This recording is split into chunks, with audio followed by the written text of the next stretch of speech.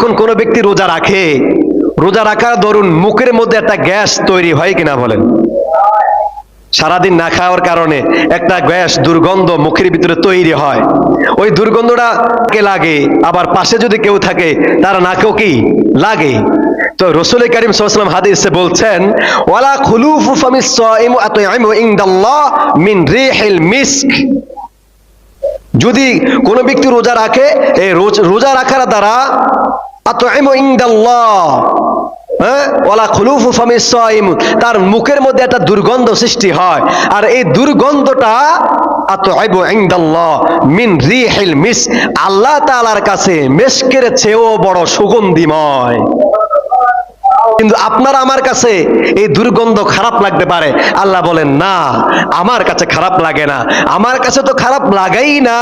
ইনদাল্লাহ মিন রিহিল মিস্ক, মিস্কের সুগন্ধ যেটা জান্নাতের সুগন্ধি, আমার কাছে রোজাদারের মুখের দুর্গন্ধ যে গ্যাস তৈরি হয়, এটা আমার কাছে মিস্কে আম্বরের চেয়েও সুগন্ধিময়।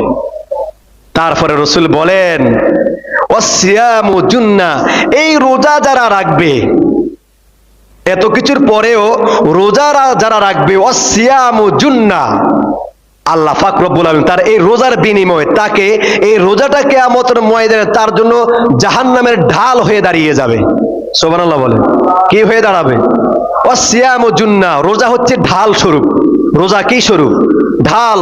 অর্থাৎ কোন রোজারা ব্যক্তিকে যদি আল্লাহ পাক রব্বুল আলামিন কোন অপরাধের জন্য জাহান্নামে নিক্ষেপ করতে চান, দোজখে পাঠাইতে চান, তখন সেই দোজখে পাঠানোর সময় রোজা, যেই ব্যক্তি রোজা রেখেছে আদব সহকারে, রোজার হক সহকারে, ওই ব্যক্তির সামনে রোজা দাঁড়িয়ে যাবে, আল্লাহকে বলবে, না, এই ব্যক্তি আমার হক আদায় করে রোজা রেখেছে, আমার কি আদব রক্ষা করে রোজা রেখেছে। ওয়াসিয়ামু জুন্নাহ, আমি আজকে তাকে জাহান্নাম থেকে রক্ষা করব, ডাল হয়ে দাঁড়িয়ে গেলাম।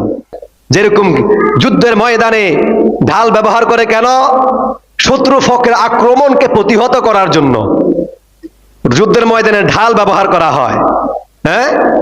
যেরকম কিছু ঢাল আছে গোল, বা বিভিন্ন ভাবে ঢাল হিসাবে বিভিন্ন জিনিস ব্যবহার করা হয়, যাতে করে অন্য শত্রু পক্ষের তীর নিজের দিকে যখন নিক্ষেপ করবে, ঢাল ধরবে, ঢালে আঘাত করবে, নিজের গায়ে লাগবে না।